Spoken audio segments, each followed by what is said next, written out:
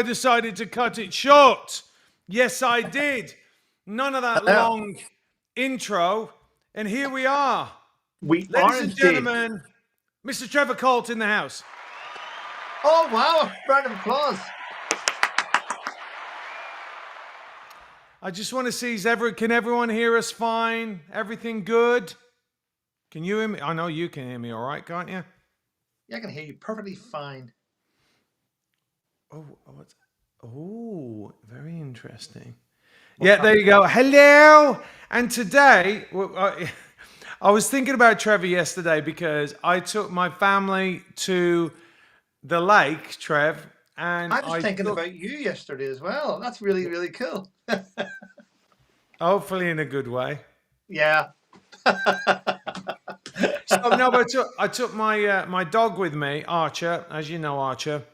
Yep. And a friend of mine who is a redhead said, "Oh, I have a little bit of an affinity for these golden retrievers because, you know, they're my people."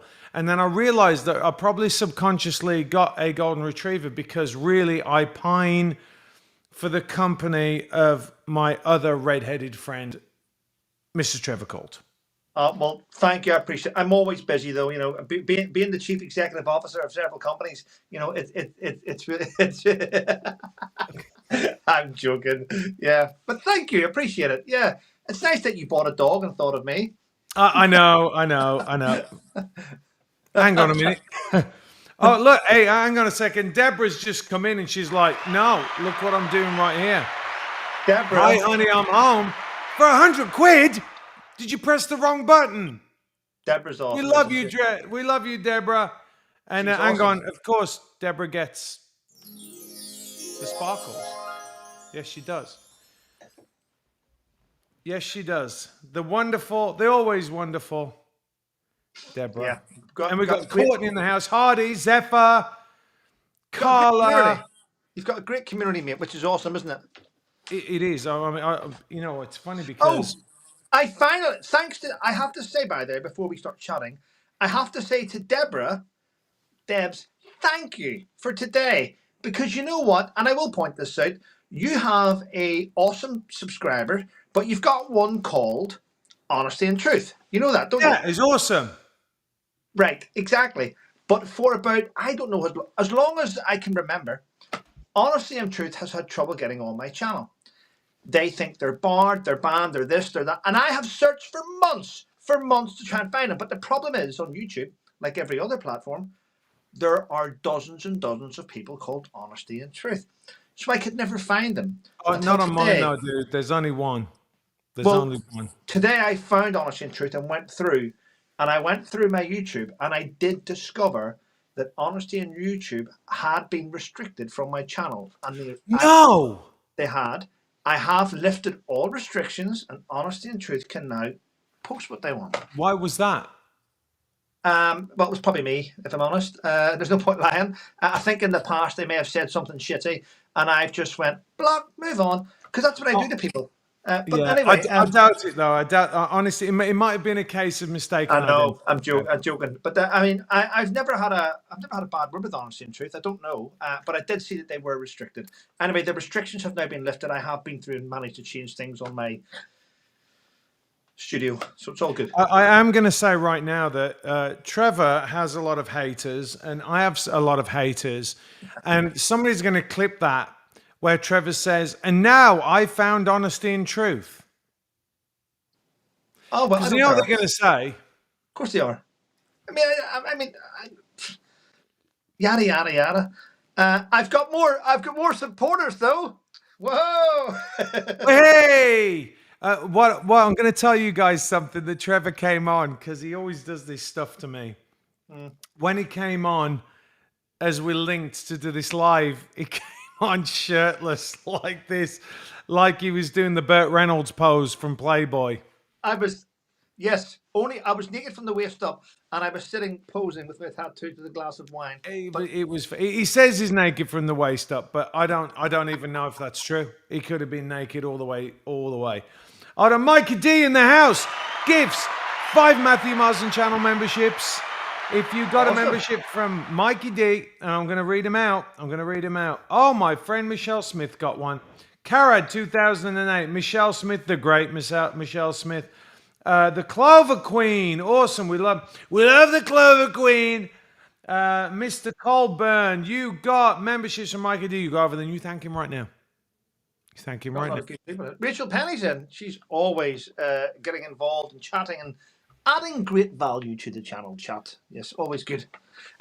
Trevor, what colour are your pants tonight? Oh, I think they're grey with a red trim. No, Yes. do you know why? You know why Moogle said that? Because what they're basically saying is, you're not wearing pants, are you? I am wearing pants. I don't believe you. They're flesh coloured with a big pink line down the middle. I'm joking. I'm joking.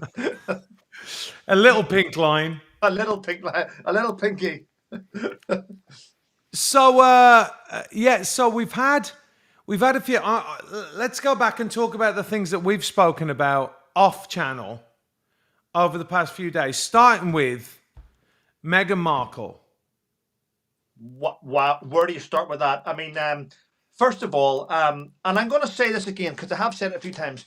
There used to be, she's back again, but there used to be an awesome YouTuber a few years ago called Yankee Wally, a woman called Sadie. She was the very first person on social media, the very first person on YouTube to call out Meghan Markle for a fake bump. She said it's fake, it's not true, she hasn't put on weight. But anyway, she was vilified and she was mass reported and her channel was taken down and they tried to remove her off everything. She's back with a smaller channel on YouTube, but I think that the Sussex Squad and everyone owes her an apology because thanks to Meghan Markle being so, I'll use the word fickle. I don't want to be so rude. Didn't want to say bitch, but because she is, because she can't help attention seeking, she stupidly uploaded that video, put it on social media with her dancing, and it proved. I spoke to all my community, and there was not a single woman globally that said, no, she is pregnant. Every single woman agreed that a woman cannot behave like that when they're pregnant. You can't do it. It's impossible. And I'm sure you're the expert, Dad, but listen, see as a first-time dad, or see as a dad, see whenever your partner, your wife, is about to give birth. The last thing on a man's mind is twerking and dancing. Yeah. What happens is up here, we're in panic mode, Matthew, because we're trying to make sure everything works and comes, and it's perfect. So men don't behave like that. That was the behavior of someone whose partner wasn't about to give birth. It was quite weird, but I think that was a nail in her own coffin, so to speak, because she's now proven to the world that she's lied. There's so also but when you say she lied, did she lied about being pregnant at all, or I believe so? Right? Yes, I believe so. I believe she was never pregnant. I believe really? There was a surrogate. Yes, I believe there was a surrogate, and her children are surrogates. Now, this is the problem within the Mexit community, the Mexit and the community, because you know what? This is all people want. People just want the truth. If they're her children, then yes, it's princess and it's prince. But if they are surrogates and they're not directly royal blood, then they are not prince and princess. And that has been the argument from day one. Be honest. Well, but yeah, what you could do when you're a surrogate is you can have and by the way, I'm totally against this. You can have the mom's eggs and the dad's sperm, and then the woman carries it, another woman carries it. So they could still be that, but be born from another woman. I know someone who had this done, actually a gay guy who had it done, who got, but that was slightly different because he got another woman's, obviously a woman's eggs, because dudes don't have eggs. But so what I'm saying is, I at the end of the day, I think, Trev, that if what he said, people just want honesty, just be honest. Honesty and truth, right? If you're just honest and say, hey, listen, I couldn't carry it, or that, because there's a lot of reasons why. I mean, the whole surrogacy thing actually started because that people, a lot of the time the eggs won't implant in the woman, There's nothing wrong with that, though. I mean, not at all. The thing is, right, many women, for for reasons, can't actually have children, and they do adopt, they do get surrogates. There's nothing wrong. I mean, there's nothing wrong with that. I mean, do it if that's what you need. I mean, get it. I mean, a lot of super famous people Yeah. adopt or have surrogates because they can't. And you know what? No one's arguing with that, Matthew. I mean, it's perfectly fine, but don't pretend. Don't No. pretend. Don't hire a surrogate suite. Put a wristband on, and then pretend they're your children. Just be honest. See if she had been honest from day one. If she had been honest from day one, Yeah, there wouldn't have been any issue with the. she may have been the most likable person. Her products would be flying off the. She would be so popular, but it's just lie after lie after. It's like the other lie that happened. Was it yes? Well, Harry spoke to his grandmother and he got permission to call it Lilibet. And then 4 years later, Meghan forgets she said this lie. 4 years later, she does her extraordinary podcast with Beyonce's mum, and she says on the podcast, "Well, yeah, well, Lilibet, when we decided to call it, when we decided to call her Lilibet, we didn't tell anyone. We wouldn't tell anyone. We kept it to ourselves until the baby, and then boom." And Really? I'm thinking, but 4 years ago you said you got permission from the late Queen, and now you're saying you didn't ask permission. So I mean, this is the thing with liars. They constantly trip themselves up in a circle of shit, a circle of deceit. Well, this is why it's a lot easier just to be truthful. I mean, let me do a bit of housekeeping. Stiffy, I will be featuring Matthew and Trevor in an upcoming new episode of Stiffys Hole. What? I'm interested in that name, Stiffys Hole. Yeah, do you realise we both came on with the same shirts? Well, This I came wasn't on. coordinated. Well, I was on with no clothes on. Was it? True. I don't get that. What's this here? That's What do you mean? a gentleman by episode the name of of Stiffy? Stiffy, who is featuring us on his channel, which I guess that's great. Thank you, Stiffy. Well, I don't know if it's great. He might be a stalking fucker. No, I don't Stiffy's know. not, no, Stiffy's not one of the haters. But I I don't do know, want to but I say don't this. know. I do want to say this, Trev. Yep. I have been through, not me personally, because again, people go, you haven't been through the pregnancy process, but I was there watching my wife, she was pregnant multiple times. And when we were in one of the instances, we were in Malta, and it's kind of funny because this was baby number 5, I think. So we'd done it a few times before. Hang on. 4. No, it was baby number 4. 3. Baby number 4.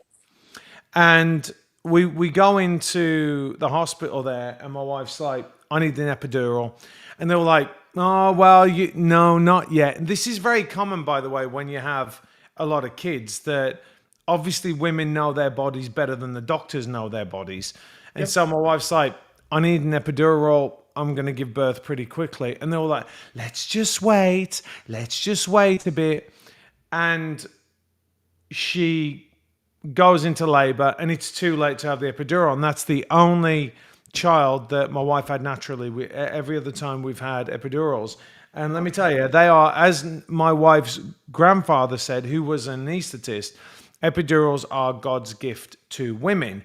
Now, the reason why I say this is, we got... What? I'm God's gift to women. Oh, it's... Sorry. Let's not confuse Epidurals this. and Trevor. Stop joking. Hold on. Oh, Stiffy. I need to know this, though, because Stiffy's Hole, is Stiffy male or female? I can't give the sprinkles if it's a male. I don't know, but they've got the thumbs up from Zepper and everyone, so they must be good at what they do. No, I told you. I know Stiffy's awesome, but I don't know if Stiffy is a man or a woman. And we like to say these things on this channel, Trevor. Does it matter what they identify as? They could yeah, bloody well does, actually. Yes, female. It could be a them. It's a them or a they or a thee or a. Well, look, all I know is that Stiffy sounds like a man. I'm just saying, it's my dirty mind. When Stiffy someone sounds says like a man. Stiffy, I'm like, that's got to be a man. Sprinkles. Stiffy gets the sprinkles. There you go, Stiffy. But Trev, here's the point. And honestly, this is going to sound really bad. Don't. So we get there. Yep. To the hospital, and there's a woman, and she's walking up and down the corridor, trying to bring on the birth, right? This is very common. Women on here will know, right? Women on here will know. You can bring on the birth. There's actually not to put another finer point on it. One of the ways you can bring on the birth is actually dancing to rave rap. No, it's having, I'm not going to say it's Sunday and we want kids to watch this as well. But the other thing is you walk. And let me tell you something. That woman was not dropping it like it's hot. She was like this. Yep. I mean, she got a drip with her, right? She got her IV with her. And she's like, and I remember, Trev, I can see it like it was yesterday, just walking up and down and up and down the... We left with the baby, and she was still walking up and down the corridor. Still. Oh. She wasn't like, and here's the other thing. You can't bend your back like that. You know, she bends her back that way. You ask any of the women on here, you cannot bend your back like that when you are pregnant. You can't. In fact, you've seen women, they're like, because they have this, this big lump in front of them.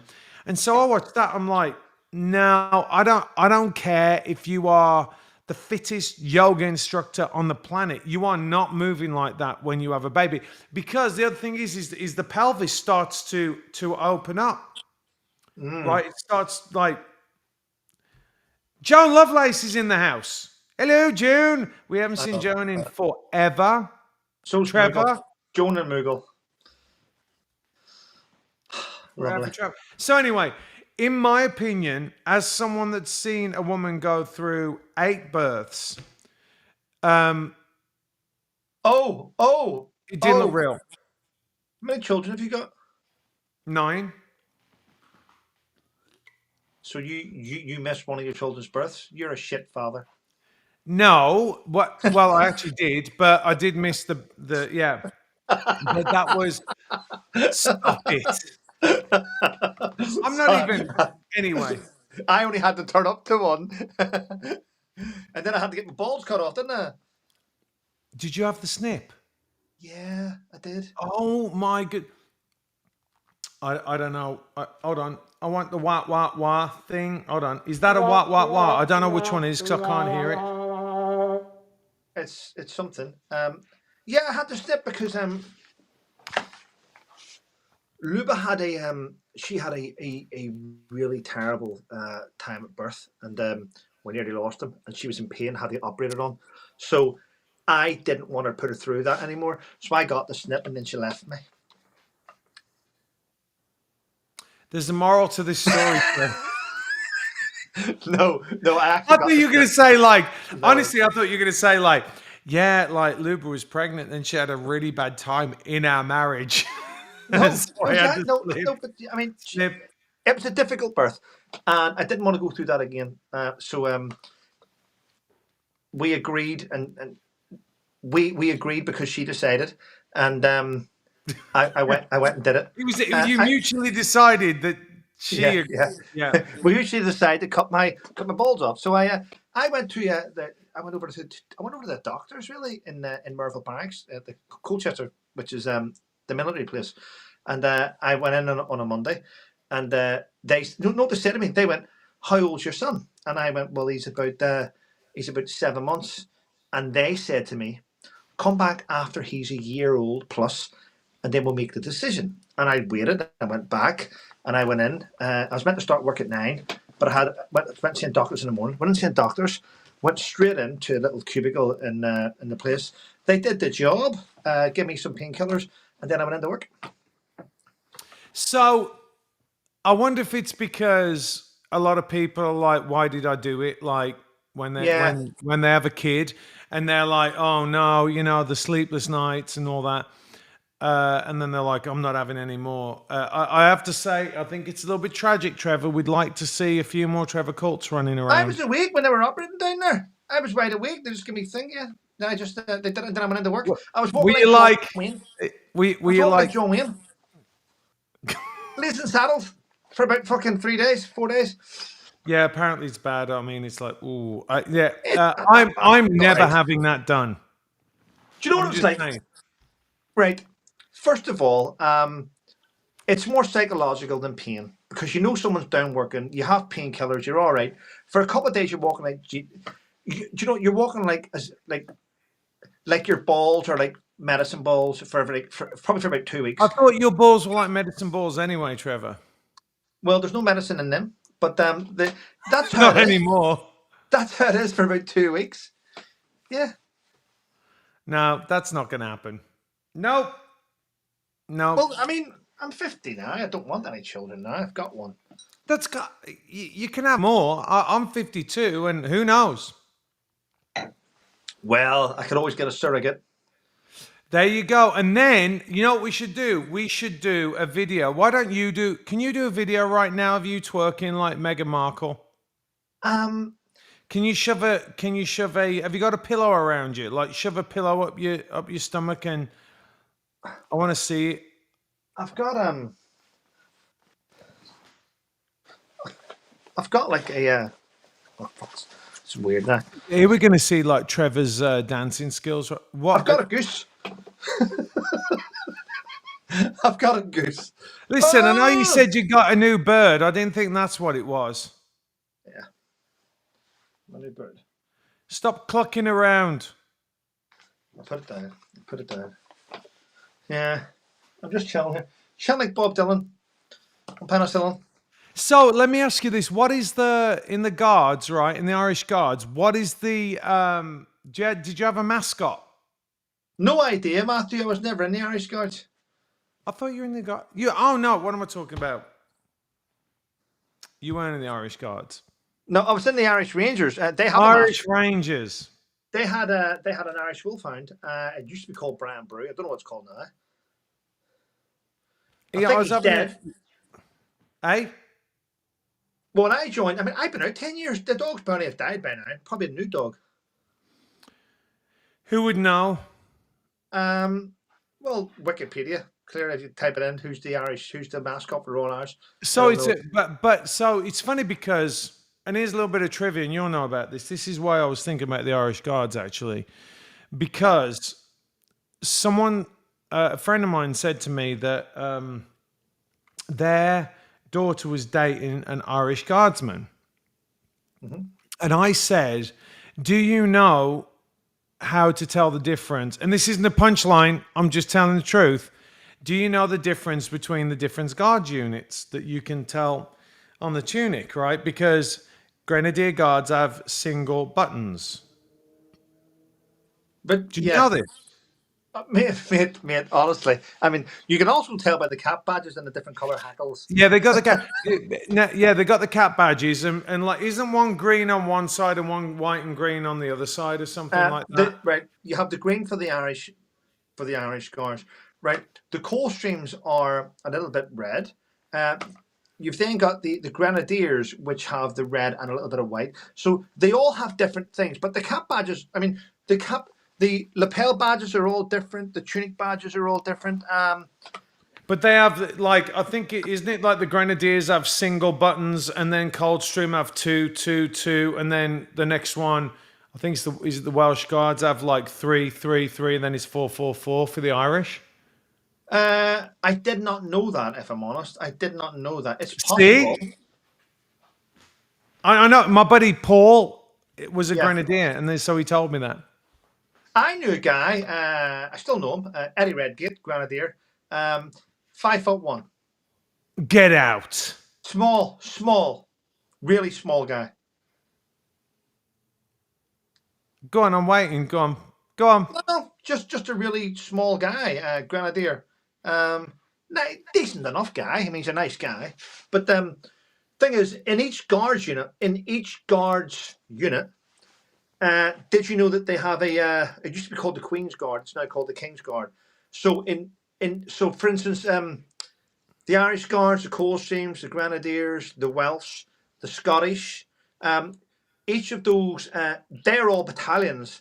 So in each of those battalions, you'll have A company, B company, C company, D company, support company. Well, D company is support company. So you'll have 5 companies. Out of those 5 companies, if they're at fully strength, you're going to have over 100 people in each company. So if they're full strength, a battalion's got over 500 men.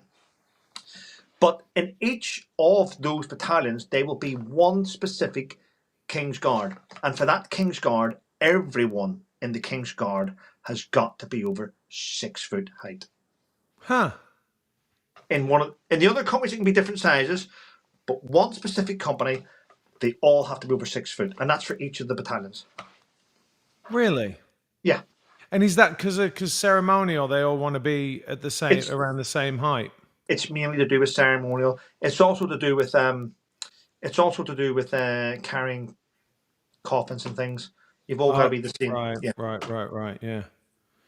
On that note, on Stiffys back in the hizzle again with $2, saying here's an image from the upcoming episode. Now I can't see that on my in the software that I'm using, but you'll have to tell me what it is, and of course you get the sprinkles. Because now we know Stiffy is a girl. Stiffy is a girl. Stiffy is a girl. Stiffy is a girl. There's a song in this, isn't there? Yeah, I was listening to that the other day. And it's there are a few songs in the 80s that were kind of weird. Yeah. But yeah. So I'm going to talk about. So we're talking about Meghan Markle. Yes. Because that was very weird. Even with the way she was holding the belly, it was like flat on the top. But it's going downhill. It's going downhill. I mean, today, I've been... Oh, what's wrong with that? Sebastian's TV. What's he done? Uh-oh. No, his TV's like going down at an angle. I don't know what he's done to it. Anyway, there's been a lot happening in the UK today, actually. Talk to me. What? Like what? Right. First of all, did you know that Meghan Markle's team, PR team, had done like some sort of article with the People magazine, and she's put it out there that I'm trying to move on with my life and move forward, but it's Harry. He's shackled to his past in the royal family, and I'm thinking, whoa, she's starting to throw out shitty stories about him. I mean, Oh, you think it's well, coming I listened to to a close Angela earlier. Angela 11 and Lady C, who are well connected, are saying that she's going to be moving on soon. She sucked the life out of him. He's nothing left to offer. He's just a broken little chipmunk, and she needs to move on. Whenever she originally went to marry him, she was under the impression that he was super rich and had more money. But once he cut off his own family because of her, the money didn't come with him. She needs to move on. And there is a lot of rustling over here in the UK that states that she's going to be moving on soon to someone. And it could very well be someone. Can't release the names. Is it you, Trevor? No, it won't be me. Even though I know she wants me. She married a Trevor. Don't they all? Then she married someone with ginger hair. She could have had the Trevor with ginger hair. But I'm not for sale. I will never sell my soul to the devil, Matthew. But anyway, there's a little bit of rustlings happening where I'm just thinking of like, Elle Macpherson, or I guess she's older now, but like, Sydney Sweeney calling you up and you're like, I'm not for sale. Well, maybe just for one night. Maybe just for a little bit. Yeah. But there is a... By the way, can I just say, I'm going to get some criticism now about this, but people going about Sydney Sweeney. I don't get it. Well, I mean, I know why, but I don't get it. But anyway, go on. I don't even know who he is. Sydney Sweeney's a girl. Oh, well, I didn't. Well, why is she called Sydney? I had an uncle Sydney. I can't believe you thought it was a man. You said Sydney Sweeney. I don't know Sydney Sweeney. My mum's brother was called Sydney. My uncle Sydney. So was Sid James. Well, exactly. And she was nice.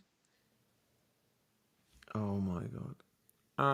Anyway, what were you saying about who she's going to move on to that isn't Trevor?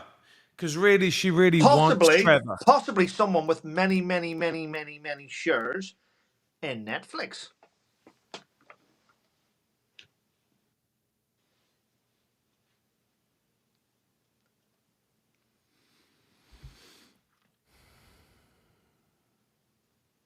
like that? I don't know the name. I'm just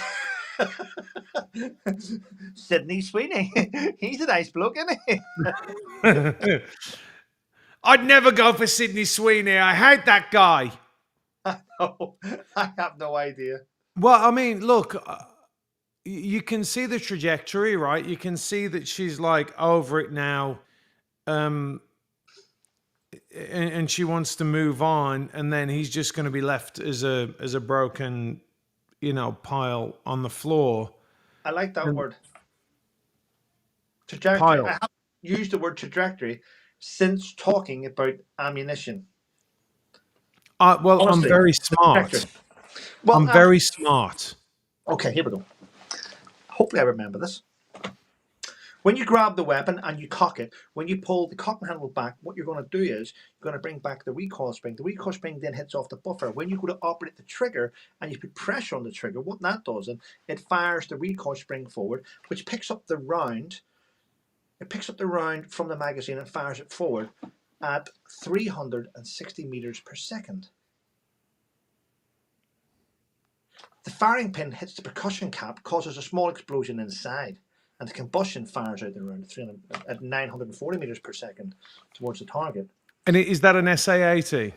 It is an LLE-5A2. It's probably an LLE-5A2 Alpha, which is the new one. Which doesn't break down like it used to. No, it doesn't. It's probably more effective now than it used to be. It used to be these weapon systems were whenever. This is the worst about the British Army. It's now changed, but imagine being in the Gulf War and the wind's blowing and all the sand's coming up and you've oiled your weapon because you need to have your weapon oiled to go and fire around. And then all the dust is catching inside your weapon because you just oiled it and you're getting stoppages. So they had to redo the weapon. So they took away the. Don't you have to like turn it over and cock it like that? Yeah. See the cocking. The dust and the sand gets everywhere. There's no way of escaping it. But you can, to cock it. If you're right-handed, you flip it over, and you have to cock it with your left hand over. Oh, it's all left hand, yeah, because your right hand should never leave the pistol grip and the trigger guard. Yeah. That's why it's funny because I just built another AR, and that's why it's such a great platform because you just cock it at the back with the two hands like that, with the two fingers like that, and then you're off to go. Anyway, nerdy conversations. Nerdy conversations. Have you got the ACOG sighting system, the infrared one? What sighting system have you got? No, I've got different ones. I've got mainly red dots. Okay, on yeah. Mine. The ACOG is really nice, obviously, but I just have like just basic red dots like SIG. I use a SIG Romeo because I'm tight. I've got the SIG Romeo, and I've got there's a company called Primary Arms. They make really good red dots, and then I've got a Vortex Diamondback, I think, on my AR-10. Have you tried putting an LMM on the end of your ARs? What's that? It's a laser light marker. So basically, it's just like it's a little small thing, and you screw it on at, say, as close to your muzzle as possible. Maybe on at the very end of your stock, close to your muzzle. So whenever you're looking through your sighting system, and you've got your one hand back here on your pistol grip, clearly your pistol grip with your trigger finger going along your trigger guard. But when you have the LMM, the laser light marker, at the end of your weapon system, and it can be adjusted just by touching your finger. Huh. And you can turn it on. You can either have it on IR or infrared or red dot. And whenever you're looking at your sighting system, you can put your red dot from the LMM onto your target, and then you can just line up your eye with the red dot you just put on, and you get an accurate shot with your right. You know what? I don't do that. System. I think that mainly because the stuff I've got one that I've kitted up for home defense, which has like a light system on it. But what I do, so I've got a flashlight on the front with a pressure switch, so I can hold like this and I can put the pressure on. They're all AR-15s, like in just different configurations. But I like messing around with them. So, for example, I took the trigger. Well, out of 3 of them, I took the trigger out, put springs in them that make the trigger a lot a lot lighter. And then I was getting like primer strikes, so it wasn't recycling the bolt. So I Why would you want to? put in a bobbed hammer. So Why there you would go. you want to make the trigger lighter though? Would that not? Would that not clearly? Would it still be robust, or is it Yeah. less trigger pressure? It's just less trigger pressure, so you gotta, firstly, like not giving it a long pull is one thing as well. So you take up the slack on that, but also like what they say is it breaks like glass. It's nice and like so. It's like the ones I've got are about £3. If you get a mil spec one on a regular gun, it's going to be about £7 to £8. So it just helps you to reset a lot quicker. All I'm saying, right? This will never happen, but I'm going to put this in a scenario. Could just by touching the trigger operate No, it? no. Okay, that's okay. Yeah, just asking. Okay, no dramas. No, it's Yeah, not that light. You know what I mean? It's not that sensitive. But when I'm going to teach my kids how to shoot, I don't want them having like a really big, like, £6 pull on the trigger because they, all that time, what it's like, they're anticipating it. So yeah, normally, for those of you that don't shoot guns, normally like one of the worst things about aiming, right, Trev, is anticipating the bang. So yeah. people go "Ah," like that and they pull it up, and so they normally shoot off. But I have a problem because I'm right eye dominant. So Did you certainly learn to shoot standing up or lying down? No, laying down. normally standing up and not prone. Normally standing up, because if you're a regular range, you want to stand up and use the AR like that.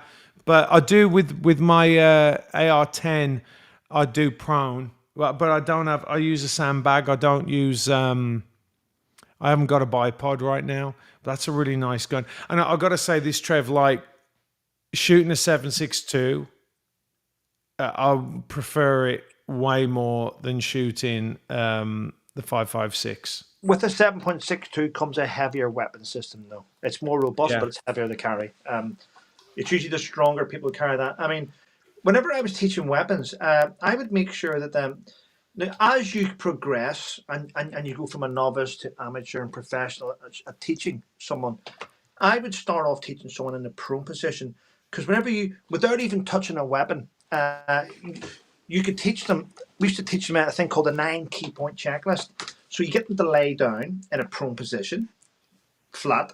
You would then teach them what the position of the legs, because then you need to have, say, the arm where you're holding the weapon, where it runs straight through you and straight down one of your legs for basically for recoil. So you have your one leg up, right? You have your one leg bent. Do you Yeah, shoot well, to teach well, that? Yeah. you adjust them. So basically, you would start off with, for instance, position of the left arm, left elbow, right arm, right elbow, position of the left leg, right leg, position of the body. Then it's position of the head. Then it's eye relief, where you put your eye relief. Then the most important part of the whole thing is breathing, your Yeah. diaphragm. So whenever you're teaching them to shoot, it would be finger along the trigger guard, ready? And it's like a,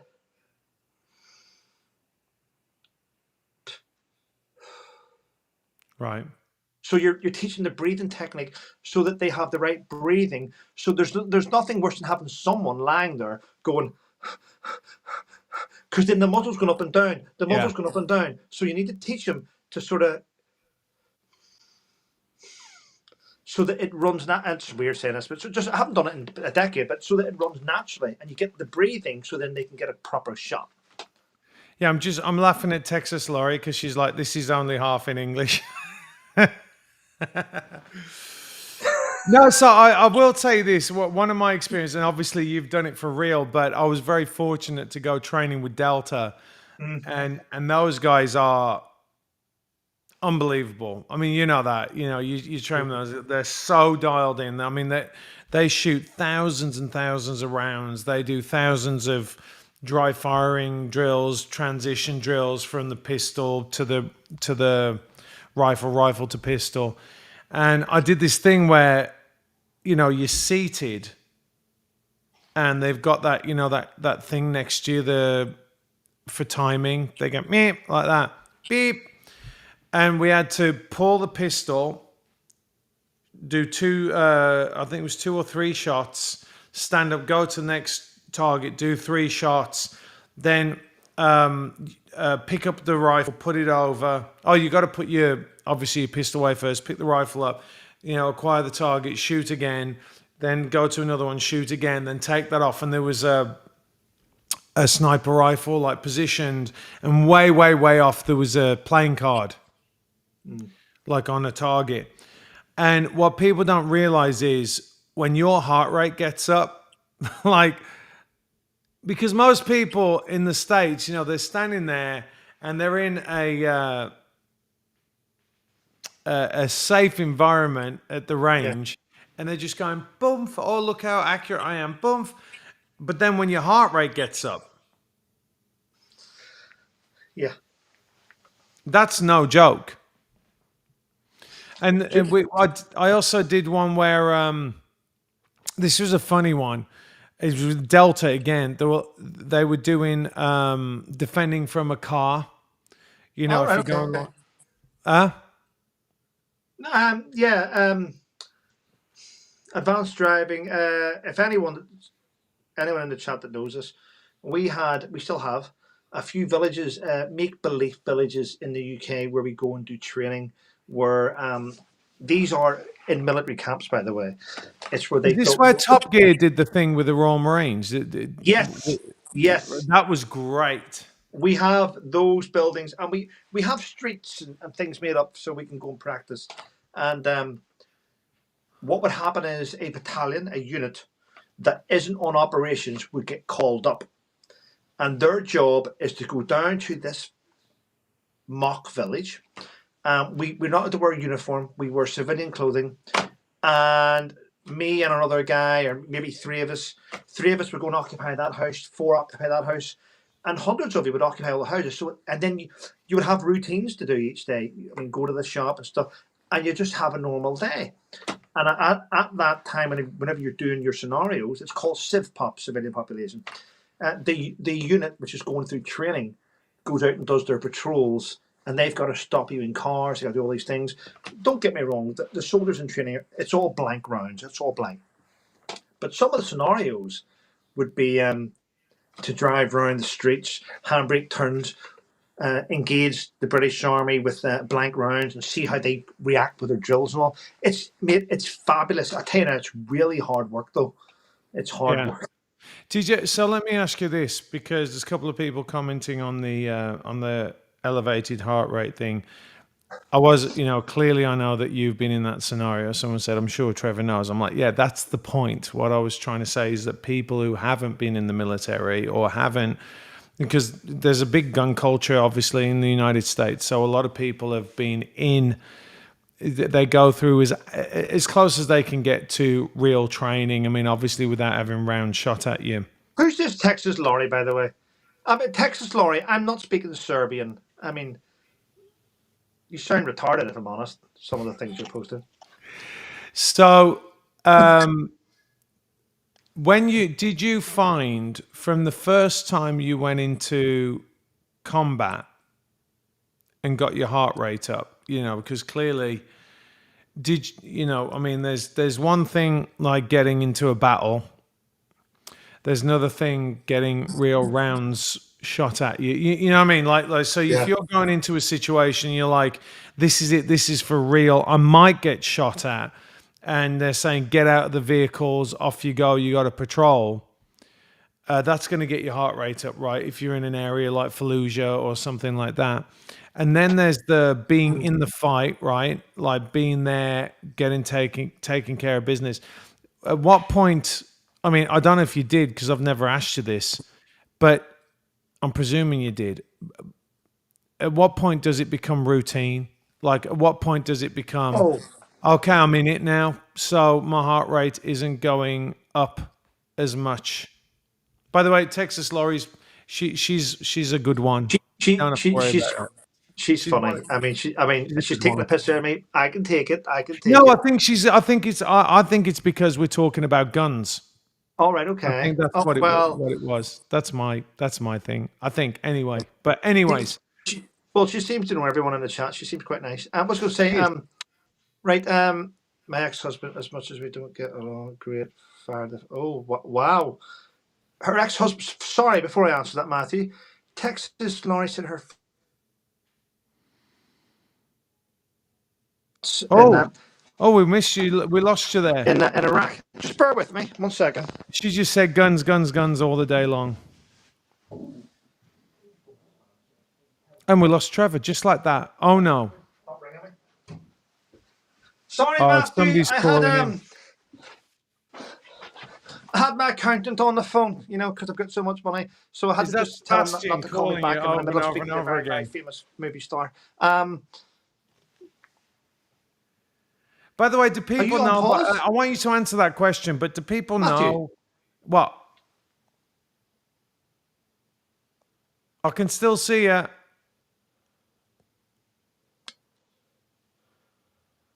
Uh-oh. Can you hear me, Trev? What just happened there? Are you still there? Oh, we lost him.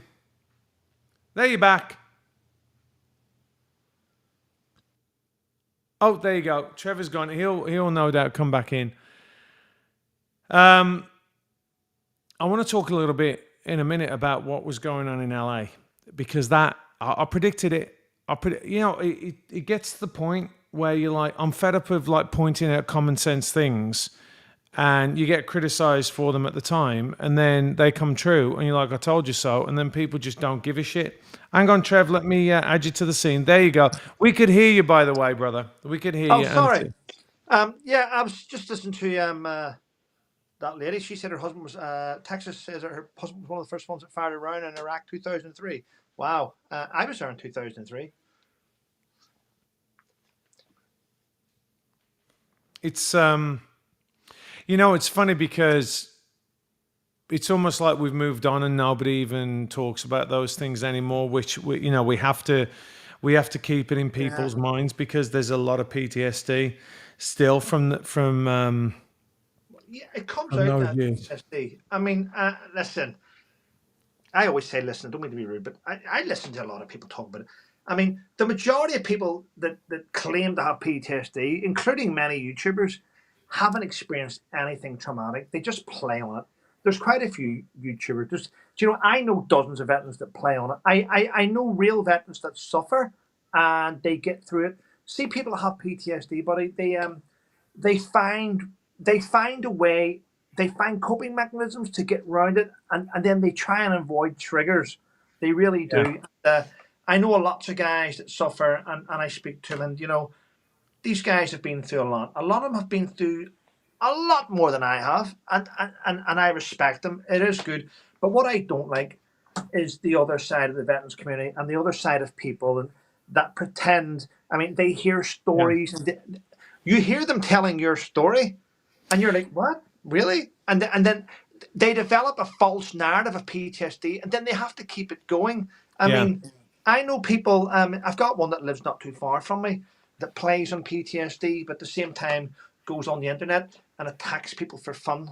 I mean, it's not nice. Well, I did want to say this is that Trevor Coult is actually going after the haters right now, like for real. Yeah. So if they think that they're gonna get away with it, it's as Trevor said to me, he has FU money now, so he's going after the people that are doing wrong. Because here's the thing, you don't take a guy that's fought for his country and then expect him to be a pussy and a pushover and not want to defend himself and his own family.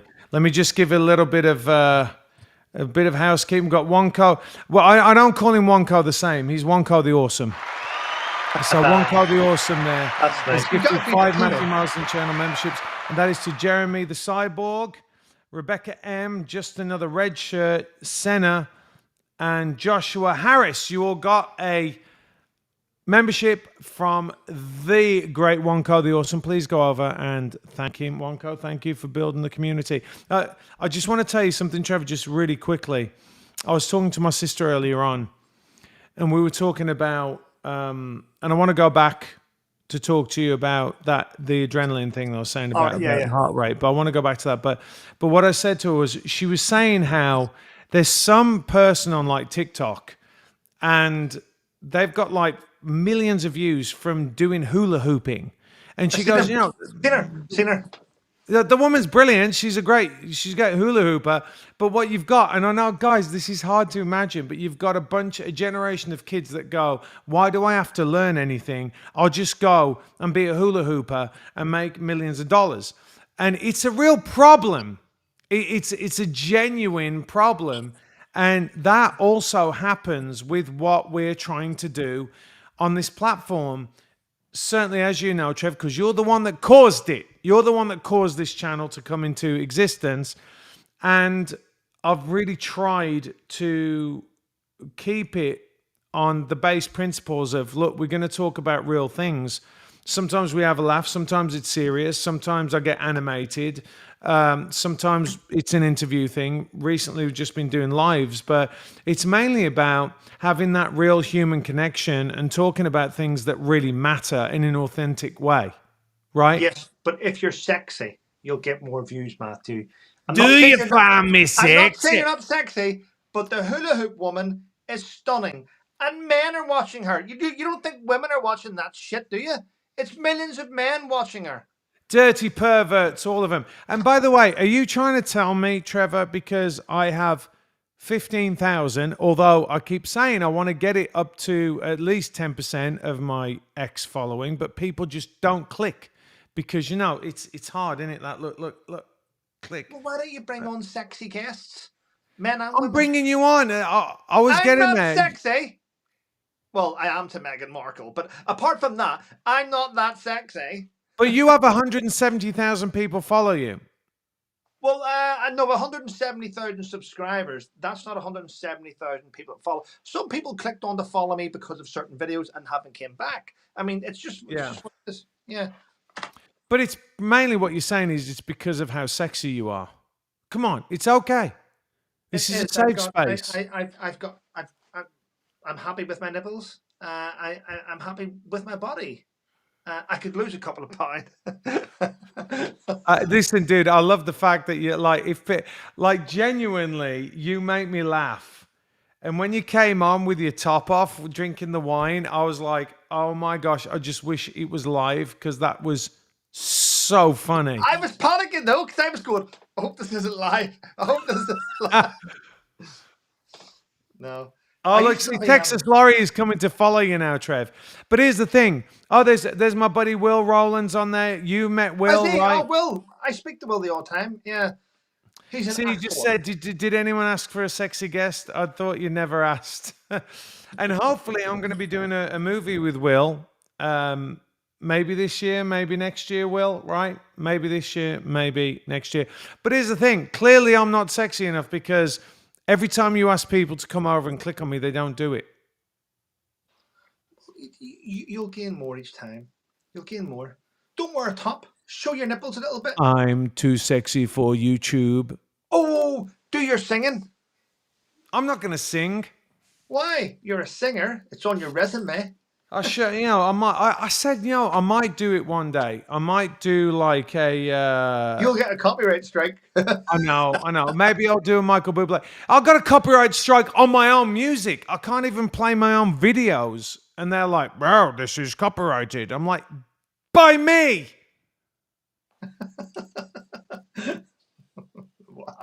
Wow. I like it when you're angry. You ever thought of playing the Hulk? Yeah, I think I'm not going to make a comment on the Marvel Cinematic Universe. No, don't. You'll get in trouble. I'm not going to make. But you know what they're doing, by the way? I am a long-time fan. I used to read the comic books when I was a kid. Did you? Or did you ever read any like Marvel? I did. I read Spider-Man. But when I was a kid, though, I was into the little small Commando magazines. I wonder why. Beano, Dandy. The Beano, because you were Dennis the Menace. I like Viz. But then there was one magazine that stood out. And I haven't... You know what? I'm baffled why they haven't done this. This is the one thing which they have never brought back. And I hope I get this right. Do you remember like a Viking one called Asterix? Yeah, Asterix the Goal. Yeah, no, and they do? made it into a movie, yeah. Where did all that just disappeared? And there was Asterisk and Obelisk. Do you remember that? That was the big one. He was the big guy, 1A. Do you know what always used to freak me out? Do you remember 2000 AD with Judge Dredd in it? I remember Judge Dredd. Yeah, I do. He stands out.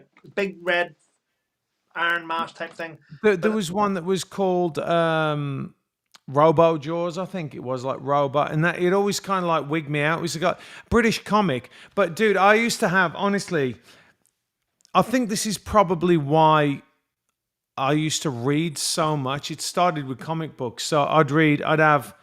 This is the one thing I did get. My gran used to buy me this. I'd have a comic book every day. That was the one luxury I had. I had Whizzer and Chips. Do you remember Whizzer and Chips? I remember Fat Slags from the Viz. Viz came out later on, didn't it? With Buster And Gonad. You remember Will Buster says Roger Gonad? Melly. You were Was it Buster Melly? Gonad after you had the snip. I think I have to have the snip. I was depressed for 6 years, but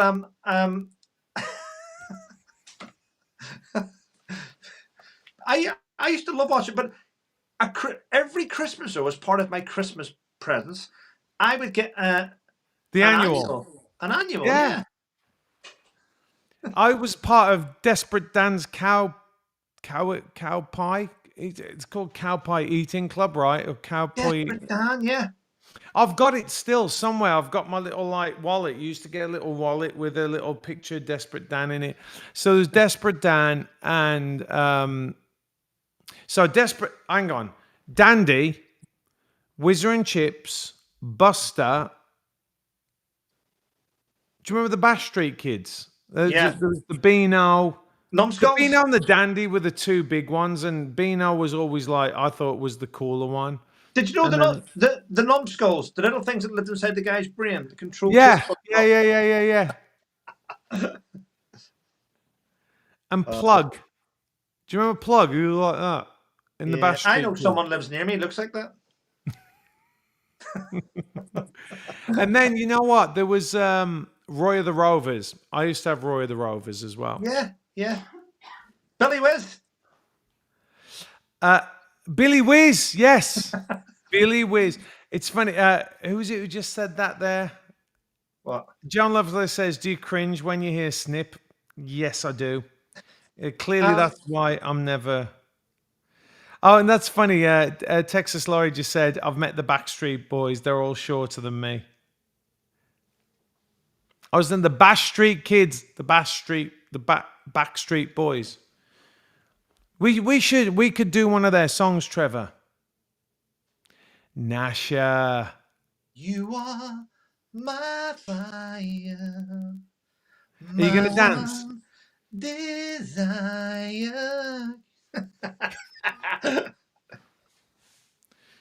Carry on. No. You're like, no. No, because I went to a G there, and that's not what I expect from me. Yeah. Never let Trevor go to a G string. I don't know why I said that. I don't know. Maybe it was I because of don't the either. nakedness I was earlier like, on. I don't know. So, I want to talk about LA a little bit because I've got to tell you, Trev, I don't understand this. And I don't understand this in the UK. This is getting a little bit political. Going to get a little bit political. Okay. Deborah just said, oh, dear God. I think she was referring to your singing. No. She loves my singing. I serenade her most nights. Go ahead, carry on, Matthew. Do you really? What do you sing to Deb? Oh, everything. I mean, like, if tomorrow never comes. Ronan Keating? Veronica. I went to his wedding, you know. Ronan, did you? Yeah, I did, yeah. He's divorced, but I went to his wedding. All right. Okay. Yeah, that was many moons ago. That was before I got cancelled. But yeah, nice guy. Very thin. Nice bloke. Thin. Nice bloke. Great voice. Ronan's all right, you know. Ronan's all right. Oh, do you know that one of the let me get this right. I'll get the name right. Nicky Byrne from the Westlife. You know what he's doing now, don't you? He's got a YouTube channel. He does podcasts. Really? That's what he does, aye. From his house. So here's a bit of trivia for you. So in 1998, I went on the Smash Hits tour with Westlife. So I got to know Brian pretty well. All right, Brian. Yeah. So yeah, no, he was a nice guy as well. But I knew Ronan from before that a little bit. They're all nice fellas, you know. They're all nice. But yeah, so let me ask you this, Trev, because this is something that's been driving me a little bit bonkers. And anyone that follows me on X will know this. So yesterday, ICE went into LA because it's a lawless place. One of the reasons why I left was because it's lawless. I told you, I mean, it was just getting bonkers.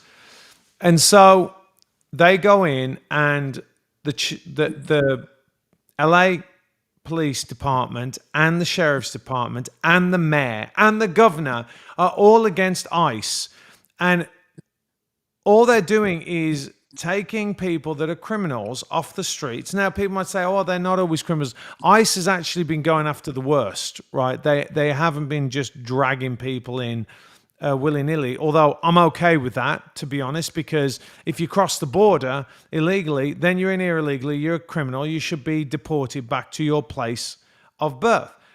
But they're doing this. They're going in. They're throwing. There are people on the sidewalk throwing concrete blocks, and that's going to end up killing somebody. They're throwing concrete blocks at ICE. Someone today on X said, yeah, let ICE agents die. And I'm sitting there and I'm like, what is going on? And then the pictures that you see, they're waving a Mexican flag. They're waving a Mexican flag. And I'm going to repeat this, Trev, because I've said it before about the protests in London, about Palestine. If you want to support Palestine, go. Go support Palestine. If you want to fly a flag about Mexico, you know, I'm Mexican. I mean, go back there. Go back there. Don't be being lawless in an American city saying we deserve this. You don't deserve shit, right? And if you want to protest on the streets of the United Kingdom when you have veterans that are literally dying in the streets because they don't have enough accommodation, then you need to go and make that place a better place. You need to leave instead of virtue signaling, because people don't realize this costs a lot of money. It costs a lot of money to police these things. And it's nobody's business. And I'm absolutely sick to death of people going, well, you know, the Balfour Declaration. Oh, well, you know, you did go and invade Iraq. It doesn't matter. It doesn't mean one thing doesn't mean the other. It doesn't matter. You don't have to play by these rules. There's none of this like fairness bullshit that we're putting on. We need to look after our own people. It's as simple as that. And it starts with the veterans that went over there and fought. And if the government properly looked after their veterans like they've treated you terribly for years and years and years, if they looked after the people properly, then okay, we might be able to have a discussion about it. My contention would still be the same. It's none of our business. But the fact that we're not looking after our own people, we're not looking after OAPs, we're not looking after veterans, we're not looking after the disabled, we're not looking after all these people. And by the way, and you know this, Trev, as well as I do, and we've had this discussion multiple times. When you're in the army and you're British, it doesn't matter what color you are. You are a British Army soldier. And then if you are British, you are British. It doesn't matter what color you are. But that comes first, right? Why is that controversial, Trev? The problem you've got, let's look at the US. The problem you've got with LA is that people have come from all over the world and become very famous. Hollywood is not American. Hollywood is multicultural. Hollywood's foreign. Yes, you've got lots of American movie stars, but when you look at Hollywood, LA and around that area, people aren't just millionaires. They've got 50 million plus in their bank Yeah, accounts. I mean, I went there. I went there, and I'm not Yeah, but American. They're all wasn't they're all, American. Hollywood's a foreign film set. Everyone is foreign. So everyone, believe it or not, they all have, every one of those movie stars are ambassadors and patrons of a, I mean, fucking UN and all the rest of this Yeah, shit yeah, that goes you're on. right. Yeah, So, and so now we found out they got paid for it as well. exactly. So all these multi-millionaire film stars are all standing. I mean, I'm part of FETSA or PETSA, animals, anti-halal, Peter, halal yeah. this. I mean, anti-Jewish, anti-Palestine. All these multi-millionaires are part of all these. They're part of the problem. So all they do is, rather than try and invest money to stop it, these arseholes in Hollywood tweet about it. They tweet their support for the protests. Yeah. All these film stars and movie stars and what do you call them things? Pop stars, celebrities. They tweet their support for all the protests. They really do. And all it takes is I mean, you'll have thousands of journalists there from all over the world, but it takes one journalist to get that one photograph of a man of color being shouted at. Next thing you know, they hit the That's it. blacks. I mean, Yeah. so it's peddled by celebrities, this nonsense, which puts pressure on the police. And then, whenever the police are under pressure and they're being bricked, they're being stoned, they're being shot at, they're normal people. They snap. And the minute they snap, it's that snap that gets pictured and photographed and globally abused. Now, it's a bit like anyone online. Everyone will call you names and attack you daily and daily and daily and daily, and you don't respond, but they're waiting for you to respond. See, the minute you do respond, it's like, did you see that? Fucking bully. Yeah. That's Yeah. the scenario that you have.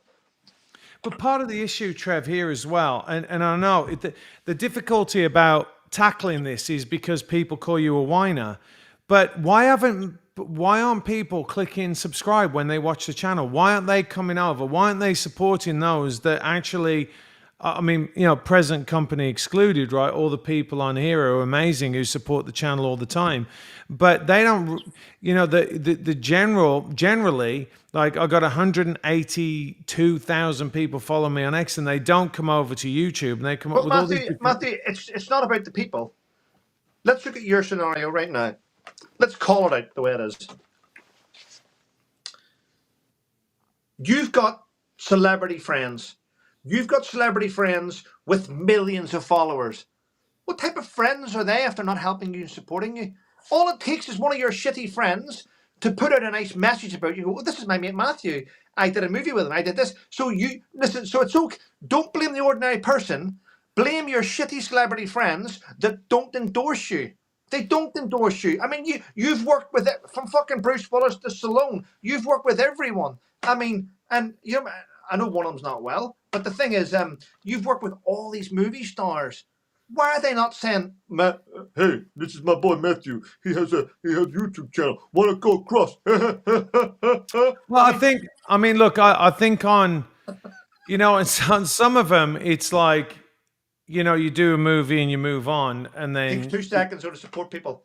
I've yeah. moved on from people But years Trev, ago. I still I support them. don't like part of that. Listen, I'm gonna say this. Part of that is on me when it comes to those people because I am not one that really likes Hollywood people. I don't really hang around with it.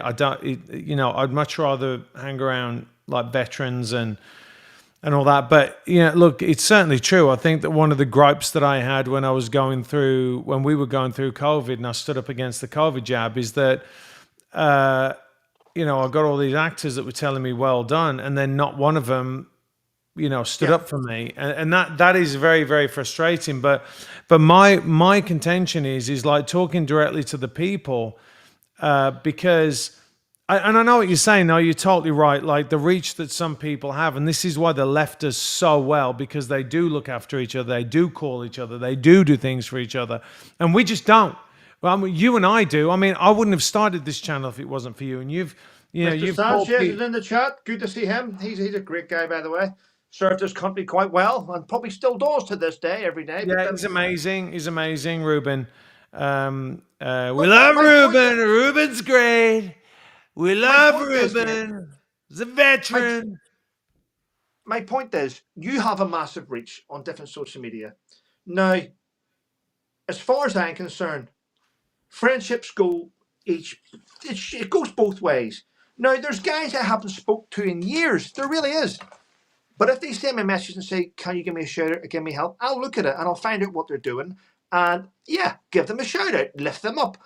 I mean, you should always surround yourself with people that are going to lift you up. If they don't lift you up, then it's time to offload them. But the fact is, you do have a massive network, but you won't use it. That may be a pride thing from you, where you don't want to ask for help from people. You want to Yeah, make it no, on your own. yeah, part. You're right. You're right. Part of that is you're right because I don't. My thing is, like you are. You're a man of the people. I want to be a man of the people, and I want to talk directly to the people, and I don't want to. I don't want to ever have to turn around to them and owe them anything. Because and again, it's difficult, Trevor. You know this. When I was cancelled, like nobody came to help me, and again, people go, "Well, what have you done recently?" I'm like, well, do you know I got cancelled? And I mean, you've seen the inner sides of it that I don't even talk about on these platforms, and you know more about it than most. I was always baffled though, because it wasn't just you. There were dozens and dozens of great actors and actresses cancelled. Now, I know one thing that people in the chat don't know, but I'm going to say it. Right? For instance, James Woods was cancelled, right? But not anyone in the chat knows that not only was James Woods cancelled from taking part in movies, but no one knew about his scripts. James Wood was writing movie scripts under alias names, and they became massive hits in Hollywood, and no one knows that James Wood wrote them. So he was still making a lot of money behind the scenes. But I've always been baffled why all the actors that were cancelled didn't work together to I make don't know. movies. I don't know. I mean, listen, I'll tell you right now. Like you've got Will Rowlands on here. And he turned around to me the other day. He goes, "Matt, do you want to come and do a movie with me?"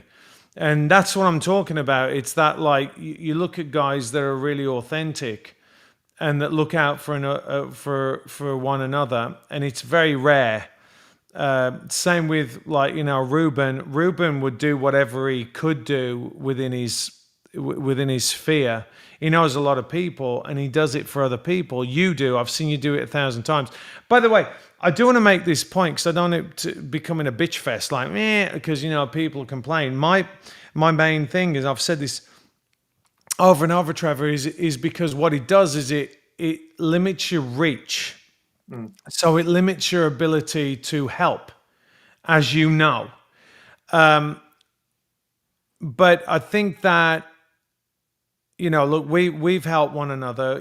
We've helped one another behind the scenes, and we talk all the time behind the scenes, and it's just very rare, dude. It's very rare, and then you get, as you know, you can get stabbed in the back quite quickly, which is really bizarre, especially when you're doing stuff that is trying to help everyone. And you coming off YouTube, not off YouTube, you coming off X, I think was a huge blow because you don't have the reach on X that you used to have. Now, I know that's a choice that you wanted to make, but I think that there's a lot of people that miss you on there. But again, it's because of trolls that aren't doing anything with their lives, and they look and they try and pull people down instead of elevating them. I've only ever heard you talk about elevating people, and again, what you did on X was actually an example of that, where you're like, I don't want to get bogged down in negativity, so I'm going to step away. But there's a lot of people that do that, and it's normally they don't go on and do like what you've done on YouTube and build your platform and fight on that aspect for people. But there's a lot of people that just go, it's not worth it. I'm walking away because my mental health is worth more than that. And they just go, well, someone else can fight the fight. And that's exactly what people want. That's exactly what people want. They want you to back down. They want to be able to say, like with me, it's really funny. You know this, Trev. I get it all the time. I'm like, they go, failed actor. Oh, failed actor. Because I have an opinion, I'm now a failed actor, right? If the jump to accusatory and ad hominem attacks is it's just like a meme now, because you know it's going to happen. Yeah, You know what I mean?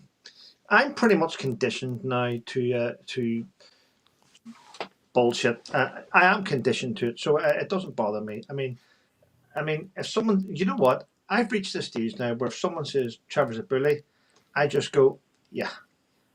Someone says Trevor's a scammer, I'll just go, yeah. I just agree with it because I couldn't be arsed. I haven't got. Do you know what? I haven't got the energy to Yeah. waste on Yeah. that. So I just smile. And for instance, if someone say, for instance, I'll use this as an excuse. If someone gives me a shitty review on one of my books, I use that shitty review and I repost it on YouTube, and that results in about 10 new book sales and 10 new reviews. So every time I get hate, I turn it into something good. For instance, if someone says my video is shit or someone this or that, I'll make 5 videos. If someone says my numbers are down, I'll give my own self a shout out and lift my numbers up. So Yeah. I do my best to turn every negative into a positive, and that keeps me moving forward. Yeah. Yeah. I mean, it's, and you know, for me, hang on, I'm going to do some housekeeping again here. Dorothy Devereux, probably the coolest name of all time. Just gave 5 Matthew Mosley channel memberships to Strider Mac, Lindsay, GJJ, Marianne Burnett, M&M Fish. Oh, M&M Fish? Could you have a fish that was made out of M&Ms? And Lightbearer all got a membership. So you go over there right now and you thank Dorothy Thank you, Devereux Lisa. for Thank you, that. Deborah. Thank you, Lisa. Mate, I have been summoned to go and pick my son up. I'm going to have to go very shortly to pick him up because Dad's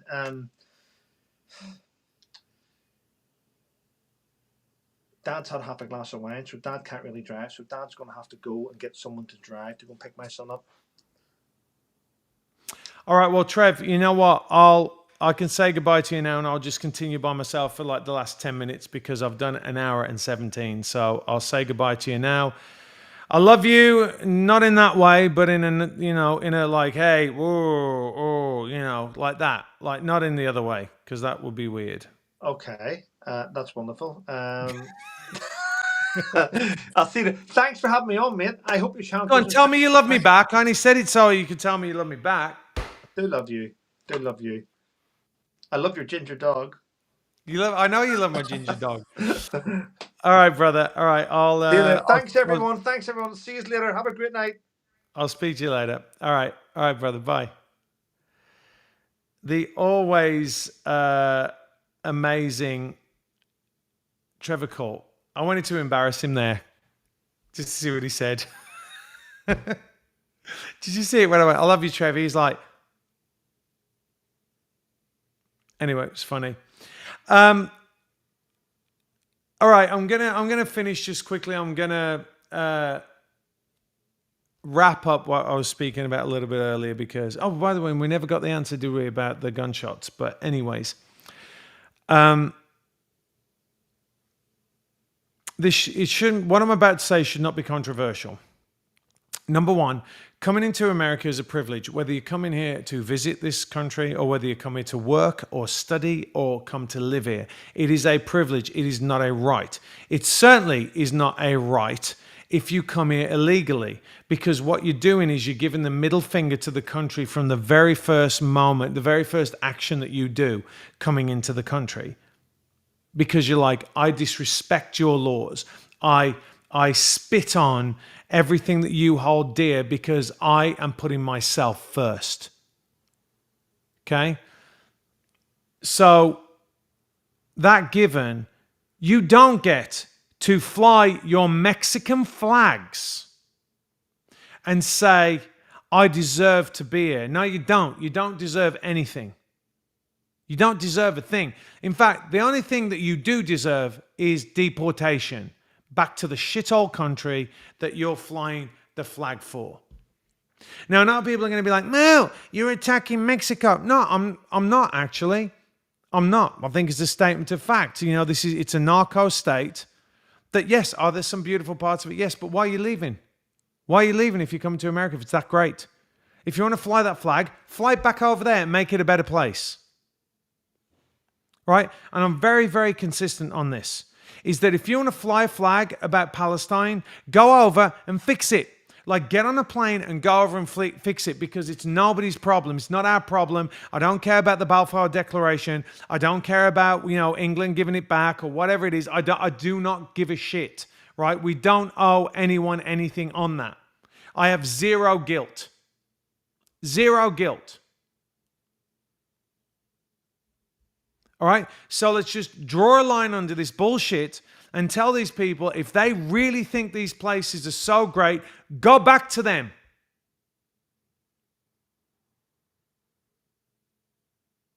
You are not owed anything by the United States of America or the UK, because let me tell you something, both of those countries, especially United Kingdom in this instance, for example, spent billions of dollars, literally billions of dollars, and like blood and treasure stopping slavery, for example. They spent billions of dollars, perhaps it'd be in the trillions now, and blood and treasure stopping fascism and real Nazism in the Second World War. So any debt that you want to come across and try and like place on us has been paid way before. And by the way, we don't have to pay it back anyway, because it's your debt. It's what you perceive. It's not our problem. Because you know what? If the tables were turned, you wouldn't give a shit. So I'm done. I'm done with this. I'm done. How about you say, it's like, what's his name? Jessup says in A Few Good Men, "I would glad that you thank us and be on your way."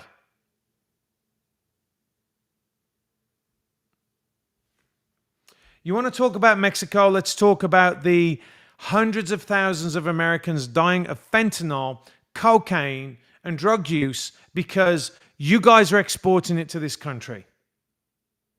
If you want to start talking about these things, we can go there if you want. You're not going to win.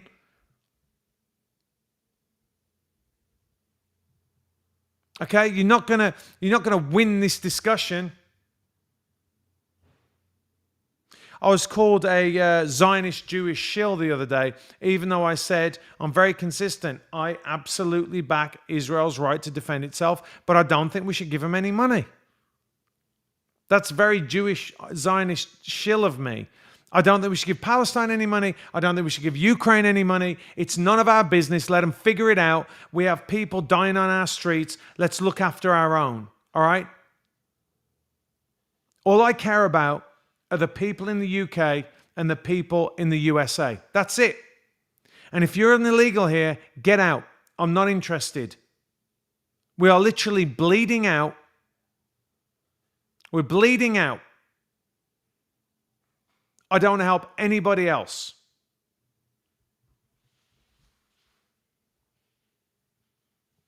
It's over. I'm done. I'm done. I don't want to do this anymore. I want to look after this country for my kids. My kids.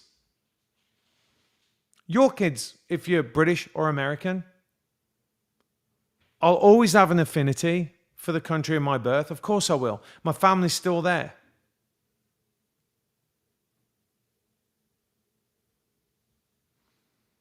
And by the way, LAPD, shame on you. Shame on you. The sheriff of LA, shame on you. Mayor Bass, she's a clown anyway. Who cares? They'll vote her in. You get what you get what you vote for, don't you? Chaos. It's going to get worse because you know what it's all about at the end of the day? Trump derangement syndrome.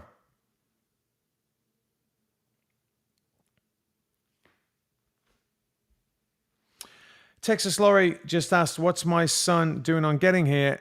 It's now moved, so it went from, for those of you that have been following, it went from, I can't even remember now, there's been so many shifts, like 4 years to 9 years to can't be said, right? No predictable date that he can come in, to 6 months, 5 months, now they just said, they're not giving any updates on these applications. So I don't know. But you know what? We will do it the right way. And if he's not allowed into the United States, he's not allowed into the United States. And I'll respect the government for that. Because that's what you do.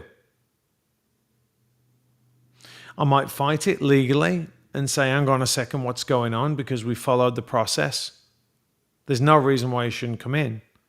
But at the end of the day, the priority is America and Americans. And he's not an American right now. So I'm very consistent with this. I understand that. Even when my friend Logan said the other day, we need to start deporting some of the legal people, I agree. I agree. We have to put America first. If the UK put the UK first, and if America put America first, what's the problem? What you are seeing is we really have a split in the country. We really have a split in the country. I told you guys, I hate to say it, wait until the next terrorist attack. And there's going to be a lot of finger pointing. But we've allowed these people in. Thank God we stopped those Chinese at the border with the spores, right? The spores that will actually kill all our crops. You think those are the only two people to get through? Do you really? And when something like that happens and America's on its knees and we turn around and we go, who's going to help us? After decades of us helping everyone else around the world and giving away our blood and treasure, how many people do you think are going to come and help us? Especially with Donald Trump at the helm. They won't. You got to figure out what's going on. Like, truly understand that this is a battle between Marxism and the free market. That's what it is. And what they're doing is they're linking arms in their common dysfunction, but their common aim of taking down the United States and destroying it. And then you know what you're going to get because they're not smart enough to see what would happen. It's like when you see the LGBT, I'm going to say LGB community. Now they're like, hang on a minute, who are these other people like with the other alphabet at the end, you know, the other letters at the end? Like, what are they doing? I'm like, well, you know what? Now they're undermining everything that you did. Everything that most people didn't have an issue with.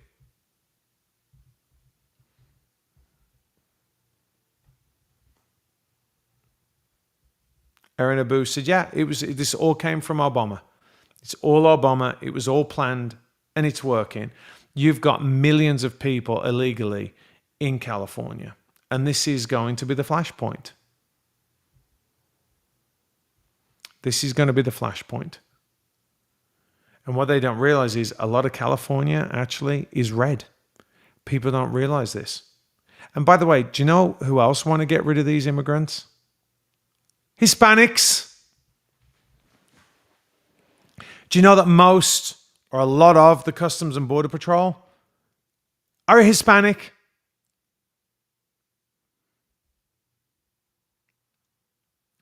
It's staggering to me. So what you're going to see again is more destruction, which again is going to, by the way, if you live in California, pretty soon you're not going to be able to insure your car. And you're not going to be able to insure your house. And then what we should do, seriously, is put up some kind of law that says you cannot come here. You cannot come to another state and do what you did to California here. You have to go through a process. What is your voting record? If it's not Republican, you're not let in. Honestly, I said this before, we're heading towards a point where we need, and this is going to be very, very, very controversial, but we need like a king.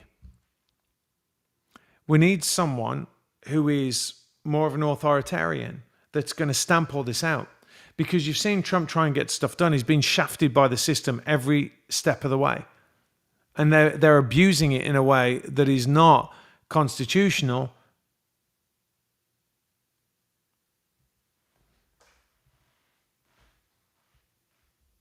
So I'm just telling you, hold on, what's Vinziger saying? What did I miss?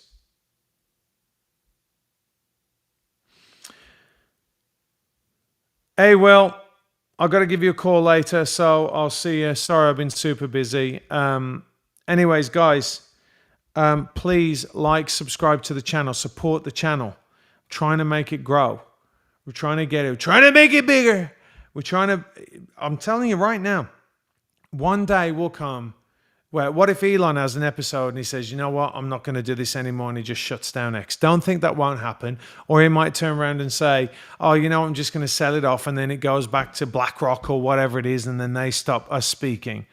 Right, at least with this, you got us on multiple platforms. Please like, subscribe, follow. If you got a membership, re-up your membership. There's a lot of you that aren't doing that. And this like very small action can really help us do more and more content and better content, right? For us to be able to get out.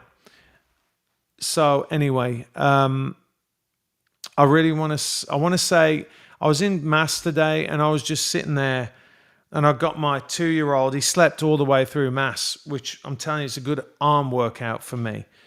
But I just kept thinking about how grateful I am for all the blessings in my life, even the bad times.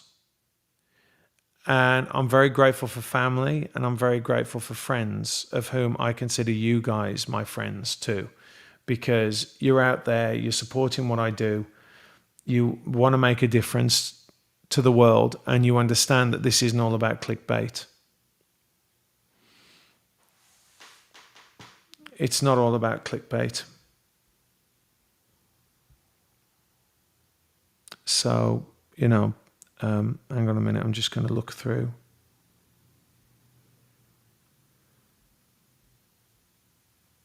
Everyone's got an idea how you are meant to grow the channel, because everyone's a YouTube expert, right? I have 182,000 people follow me on X.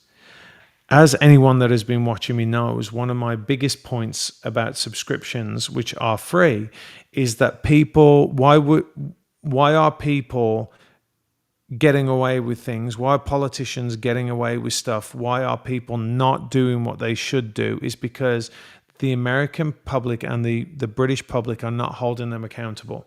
So they just get away with it. So if you are not going to click on a button, are you really going to go out and protest? Are you really going to go out and call your congressman? Are you really? And that was my point, to illustrate that fact. We're very good at what we don't want. We're very good at protesting, but we're not very good at building anymore. We're not very good at looking at what we believe in and supporting it. I'm telling you right now, it's a big thing, and everybody talks about it behind the scenes. But I'm just the one that says it, you know, until it's going to get to a point where you're going to have to get up and you're going to literally have to fight for what you believe in. You're going to have to fight to keep your community safe. And I'll be like, I'm trying to tell you before, I'm trying to tell you how if you build people's platforms, you give them a voice, and that voice, because hopefully you agree with them, maybe not, maybe the 182,000 people that follow me don't agree with what I have to say. Maybe that's the case. I've spoken to people and they've said, yeah, we don't really comment. And I understand that. They really support me, but they're like, we don't want to comment. And I get that. But what I'm saying is there's going to come a point where you are going to have to get involved. And when it's that point, you're not going to want to get involved.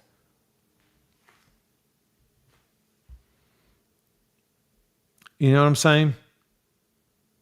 And I see it here with people trying to grow the channel every single week with, you know, gift of memberships, gift of super chats, gifts of this. They're trying. And they're my people because they know what's up. So anyways, I will speak to you guys tomorrow. Watch LA tonight. Watch LA. I might, if something's going, but thank you so much, Joan. See, as I say, we love and need you. That it's great to hear that. It's great to hear that because, you know, sometimes you do these things, you know, you set time aside, you're like, I'm going to go and do this. I'm going to connect with the community. I want to try and build the community. And sometimes you're like, am I having an effect? Am I moving the needle for those people? Because that's why you do it, right? Is it affecting your life in a positive way? Is it affirming you? Is it making you think differently? Is it making you think about something you might not have thought of before? Is it bringing people together? Like when I started talking about the differences between the Christian denominations. We've got to bring them together. I had this conversation the other day with a great pastor called Todd, and he's Todd Wagner. He's just amazing, and he said the same thing. He's like, we've got to stop this. We've got to come together, all together, stop this disunity, right? That's how we get conquered. It's how we get conquered. So please, if you have a membership that you did not pay for, please re-up it. All right, please re-up those memberships. There are good people that are trying to build right now, and we are building something pretty awesome. And I want you guys to get me to 18,000 subs. How long have I been saying this? I say it so you guys can hear it, and so you'll know that it's not there yet. But there are people watching. Yes, Zephyr, smash the like button. Anyway, you guys are amazing. Erin Abu, I'm saying it the right way. Yeah, I'm going to get Todd. I can get Todd on. I'm going to go on Todd's for a chat. And it's really great. I got a lot of like terrific Protestant friends that we've had discussion about. I had it the other day. It's funny because I went to a dinner and they were like, so tell me about your boy that's the Pope then. I went, hasn't really changed my life. I'm just still trying to move forward and be a good man and be a good husband. All right, guys. So you guys are awesome. Have a great rest of the day. I will see you tomorrow at midday at 12 o'clock tomorrow Central Time. And we'll see what's going on with LA. Hopefully no one gets hurt. But I think it's going to be bad. So, all right, guys, take it easy. And I'm going to who should say it today? Let's see how many people say it. Not all what? Not all what? Come on, tell me. Not all actors are what? I'll see you tomorrow. Bye-bye.